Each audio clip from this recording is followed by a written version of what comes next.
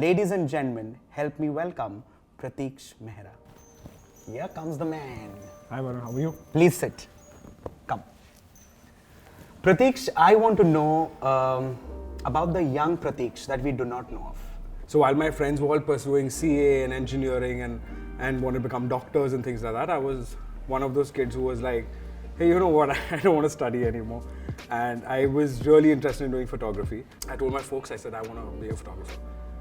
And me being from a Punjabi family, they're like, "Tu wedding photographer banega?" I said, no, you got it totally wrong. I don't want to do that kind of photography.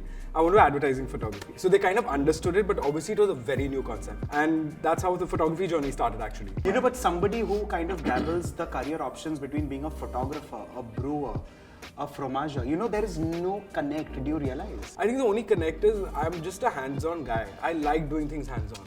You know, there are two different worlds of cheeses. Right. One is the whole processed medium, and then there's a world of handmade, artisanal, small batches. Right. The real cheese, The real which cheese. also happens to be your tagline. It's That's on, right. on similar lines. Yes. So you can spell more on this, please. Our cheese, like our tagline itself, is real cheese. We say that because we make cheese the traditional way. As you know, India is not an inherently cheese-making country. Sure. The Portuguese came, yes, there are certain cheeses in Calcutta, there are certain in Kashmir, there are certain. But if you look at cheese per se, like we'll make fresh cheese because it needs to be consumed as soon as possible. It won't last even the day. So we started making cheeses which were primarily European in nature.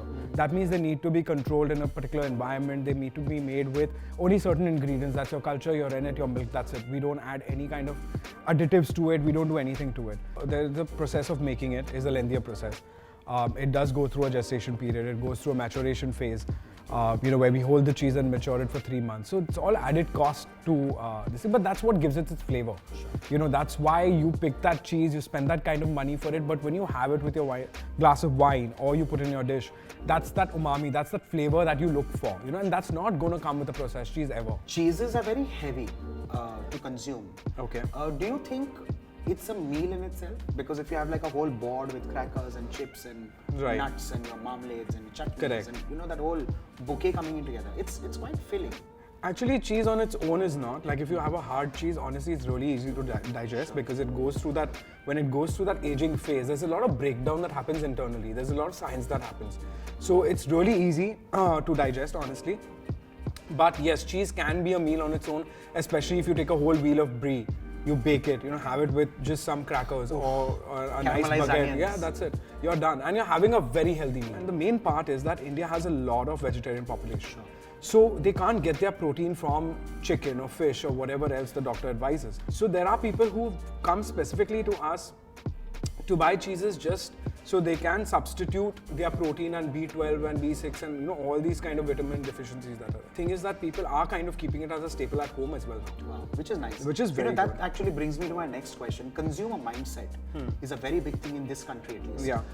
Do you think it has evolved over the years? Yes, it has. Because one is that obviously it's easier on the pocket. Sure. Okay. So previously what used to happen, people travel abroad, so they carry it in their suitcase, they pay for the excess baggage. And honestly, because it's not temperature controlled, by the time it comes in, the cheese starts stinking. If you meet a lot of people who get cheese from Europe, especially Switzerland when they go, they will always tell you, yeah, I got the cheese, but 2 दिन में mold हो गया था उस पे, it got spoiled, it was stinking. So now that the similar cheese is available here, I'm not saying ours is at par with that, it's similar. So when you get that similarity, you're still okay spending a lower amount, having access to it, and not having it get from abroad, but getting it fresh whenever you want. You know, but do you also customize your cheeses? Like if I say, listen, can you do these changes in your version of a brie? Do you do that? Are you there We now? could if people have a certain requirement for a particular thing. Like we have done experiments with chocolate and cheese. Sure. You know, we've layered it. We've done brie with flowers. I was the first one to raise my eyebrows when you did that. I've done ash-coated cheeses. Yeah. We've done cheese where we've taken, I've taken cherry brandy from the northeast, Wow. soaked the camembert in it, leaf wrapped it, okay, in fig leaves, and aged it for a bit. And it's fantastic, man. Like it's something that it's there done in Europe, in France, with Calvados, okay, which is apple brandy. Tell me one thing, party, luxury, looks, expense. You know, these are all the words attached when it comes to cheese, especially artisanal cheeses. Are we ready for it to become a regular pantry ingredient? as yet. I think it's already become. Oh, lovely. Yes. I think that phase was there, yes, I agree, where people were getting introduced. Same thing was associated with wine as well, if you remember. It's only for the higher end society. It was only there when you went for a dinner, you were served wine. And so it started off with wine as well. But now if you notice, there are people who have wine regularly stocked in their house. They may not have the fanciest stuff, but the culture has started. I think it was the same with cheese because again, it could become a bit too daunting. See, the Indian palate loves everything that is mild, creamy, buttery, ghee. You know, that's our palate. Because our palate is not used to having anything that is sharp, bitter, any of those things. Then I think when all these things have started coming in and people have started experimenting, the acquired palate has started, you know. So then they're trying a bit of it and they're kind of meddling with it, you know, figuring, okay, I like hard cheese is not so intense. Or maybe a blue is too much for me. And some guy will go and say, blue is the only cheese that I will have, man. What is the other cheddar you're having? There's no flavor only. You know, but actually we've come a long way because a lot of restaurants that proclaim to be global in a lot of ways also have blue cheese naan. Yeah. You know, that's like the latest addition to their global menus. Yeah. See, like I said in the beginning, being from a Punjabi family, like let's say parathas being made at home. Now there's no normal paratha. Now it is paratha stuffed with brie. Like seriously, brie is kept, you know, chop, put it inside, done. But once that flavor comes, then you cannot go back to the regular stuff because it's just uplifted that paratha to another level. You know what I personally feel, Prateeksh? The way you've kind of green flagged this whole cottage industry, artisanal cheeses, you know, that whole space. I feel it'll be soon somewhere at the airport saying the Mehras are coming. Arey wah. Some European countries want to shudder and say the Mehras are coming. Beware. Yeah, and I think I pray for that day. I travel extensively, and the day I see that board somewhere, I'm going to click it and send it to you. Tere muh mein ghee cheese. Ghee cheese. That's cheesy at its best. So sure. But that brings me to our next segment, which is putting you under a little bit of a speed gun. Okay. And it's a rapid fire. Ladies and gentlemen, Okay. Let's test it. Ready? Ready. Let's go. A cheesy pickup line. Tu cheese badi hai mast. I mean, you can't go wrong with that. I was just expecting that. You can't go wrong with that. Which commercial cheese brand could actually keep you thinking? I mean, commercial cheese brands, I mean, the big guys, Britannia's, Amul's of the world, yeah. Sure. And in your artisanal space? I mean, there are good players coming in and things like that. Yeah. So everyone's on their toes right now because the market segment's pretty small. I'm sure. One cheese that everyone loves, but you kind of can't make up your mind. Okay, I think this I have I think it's that liquidy nacho cheese that comes. Oh, that whole that saucy thing. I think that's Mexican something. sauce. Extra do, sir. I find that really gross, man. The most hilarious thing that you've heard about cheeses. Okay, let's keep this in two parts. One generically. Okay. About cheeses. That cheese makes you fat, for sure. And about your cheese? Oh, about my cheese, the funniest Something thing. really funny that you said, Arey, what are you even does it contain egg? Gluten-free? No. I mean, does it contain egg was the thing. Because the cheese have a white mold on it, so immediately comes down to egg. A cheesy song. Cheesy song, I think I really like the Ballam Thanedar recently. Okay, you have to sing it, I'm not letting you go. It goes like, Ballam Thanedar chalave gypsy. It's damn cheap, dude, but once it gets stuck in your head, after the interview, you're definitely going to be thinking I'm about going to play that on blast. Okay, quick fill in the blanks. Okay, that brings us to our next segment where he has to have his quick takes on a certain few things. Okay. If you weren't into cheese, you would be a? I think I would have been a perfumer by now. If you see a brand called Spotted Victoria, that's the man behind it. Most loved dish, cheesy of course. I think pizza, of course, you can't go wrong with that. Lasagna, I think a baked brie, I think I'd love that. Even like a slice of baguette with a baked camembert on top and chocolate drizzle. I think that's outstanding. You have me on that. Cheese and sweets. Anything sweet, dessert like? We did a very fun collaboration, with Sucre de Te. They're the artisanal cheese makers based in Bombay, and landed up becoming good friends as well. So they used our camembert and did a beautiful ice cream with it, with candied nuts. Wow. And that was outstanding, like something which is very different. So I think that is something that you could try next time. Lovely, lovely. Rather than the traditional and stuff. A savory dish as well. A savory, I think could do a nice puff with cheese. I think that would be amazing. Caramelized onions. Yeah. That's the stuff, dude. Bacon and caramelized onions and brie in it. Finish. That, ladies and gentlemen, brings us to the end of this section. You can't get higher than bacon and cheese and caramelized onions and puffs and things like that. Let's move on to our next segment, and that is a whisk taker. In this segment, which is the whisk taker, I actually, Prateeksh, from you, want to understand the cheeses that you've actually flown in for us. So, Varun, honestly, this was the first ones that we started doing, the brie. This is the baby Swiss. This is a very recent addition we did. So, this is based on, so the reason why we call it a baby Swiss, or in other terms, we call it the Lacy Lucy. Because when this cheese is made, it forms these holes inside it, like the Tom and Jerry cheese, that's what we all call it. And then I got you a goat's cheese, which I think again is very different. We do a classic chèvre. It's based like how you get it in France. It's very creamy. Here we have the tome. We call it tome de Bombay because it's made in Bombay. And Bombay because of Bombaya language, so it's kind of a take on that. A little more on this, please. So this is based on a classic mozzarella di bufala, in Italy. It's made of pure 100% buffalo milk. So that's the collection for now, ladies and gentlemen. Let's move on very quickly to the tools and implements that he's actually gotten for us. So this is one of my favorites. It's got these holes to it and all that. It's specially for brie, if you see over here. That's because brie is a little creamier inside. So when you cut it and you pull out the knife, you don't want the cheese to get stuck on it. So because of the holes in it, it gives that space for the knife to come out. So a lot of people wonder why there are holes on the knife, or the knife especially, like this is a classic brie knife.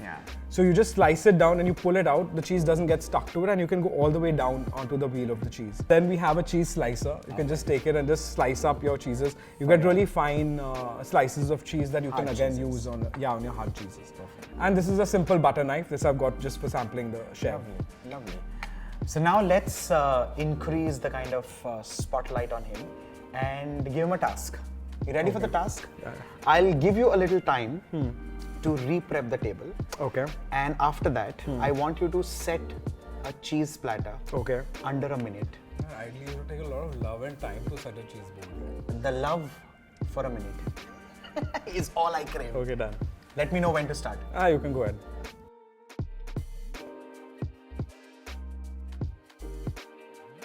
These tomes I've just cut into triangles, so it gives a nice shape to the board. Nice. So it looks a little different and cool. 40 seconds down. Okay. So you can gear up. Oh man, your time really flew. It's a minute already. Done. And you're done. So basically, the whole point of a cheese board is, like I said, it has to pair. So it could be a slice of bread, a lavash, a cracker, any of those kind of things. Have something sweet, something savory, so it kind of pairs everything well. Your nuts, again, add a lot of flavor profile to it. You can have lavash again with these kind of things. Toasted almonds go really well. Honey and preserves, again, go pretty well with this whole thing. You can add, olive oil if you're doing your burrata or your mozzarella as well. So a platter like this, maybe for 2 or 3 people with glasses of wine, I think has enough for everyone. So it has your mozzarella, it has your brie, so it's got something a little stronger, it's got something creamier, it's got your chèvre, which again has a very different flavor profile, along with your crackers and things like that. After this fun activity, we are now moving on to our next segment. That is a myth buster. Braced? Yes. Cheese is unhealthy. That's not true. Okay. Cheese, actually, recent studies have proven that it's pretty healthy. Commercialized cheese isn't good enough for fine dining. Partly, yes, I think it's almost true, because commercial cheese then again goes into a zone where it's a very simplistic form of cheese. I don't think it adds that kind of oomph that you want. That brings us actually to our next segment. Okay. Quick tips and tricks from the man himself, the fromager. How to freeze cheese. Generally, artisanal cheese not very advisable because honestly, the water kind of crystallizes, and then when it thaws, it kind of again breaks out. So there are certain cheeses that could be frozen. People have done it. Mozzarella apparently can be frozen. Brie can be frozen and used again. You can thaw it and use it. So there are people who've done it and continue to do it with, with a lot of success. But honestly, I feel the kind of cheese that we make, or general artisanal cheese, should be used, as soon as you get it. Like fresh is always best. How to use remaining cheese if there's something of the board or in the platter, somewhere in the refrigerator? How would you advise? I think us you to can use always put it on any kind of a dish straight up, yeah. Like you can grate it, you can put it on anything. For example, if you have leftover brie, you can just pop it in your pasta the next day. Sure. You know, you can use it in your sandwiches. You don't need to generally have it in this thing. You can use it as maybe an alcohol wash and do a cocktail with it. Lovely, lovely. Use of Parmesan rind. Parmesan rind could be used, I mean the most simplistic form could be just to boil it, you know, extract that flavor out of it, and you could just sieve it, use that water. That water could be easily used to make your pastas, boil pastas, and you know, in various kind of applications and on. Can you still end up using moldy cheese? Yeah, you can. It's not that unsafe to eat, honestly. You could take a small concoction of salt brine. That just take a bit of water, couple of spoons of salt in it. You could take a muslin cloth and just wipe it off if it's a very mild thing. Okay. The rest is just chop off that part of it and then you could use it. Unless it's deep born inside the cheese, then you may want to discard it. But otherwise, you could just chop that part off. But then if you already reached that stage, I think it's better to chop it off and consume the cheese pretty soon. Okay, that brings us to the end of this segment. Let's quickly move on to some quick pairings. All braced up? If I give you a 66% single origin dark chocolate, what would you pair it in your collection? Oh, I think I would pair with a camembert. You'd love that? Yeah, because camembert has this nice earthy mushroom notes to it, a bit of creaminess, a bit of chalkiness to it. So I think that bitter with the whole lactosey, creamy, earthy thing, I think would be amazing. Coffee, a nice espresso. Or then I think I would go the classic French way. Okay. Simple espresso, slice of brie, dunk it in, morning breakfast or something. You're sorted. Says it all. A nice jam. It could be a strawberry jam. I think with the tome. Oh, you'd love that? Yeah, the Tome de Bombay is a 3-month aged cheese, has nice amount of, the flavor profile is a lot of apricot. A classic vanilla ice cream. We could do a chev maybe with it. Okay. A goat's cheese. A nice peanut butter jam. Or the baby Swiss. Yes. That could go well because that's got a lot of sweetness and a hit of pepper at the end of it. So I think, and it melts really well as well. So I think that could just round off the entire sandwich. Lovely. From being a photographer to a brewer to one of the most coveted artisanal fromagers in India. Well, this man has it all. His next move, like I said, is a Spotted Victoria. So look for the perfume ranges when you travel across Indian airports. But for now, we'll let him rest with his fromages. Thank you, Prateeksh. Thanks.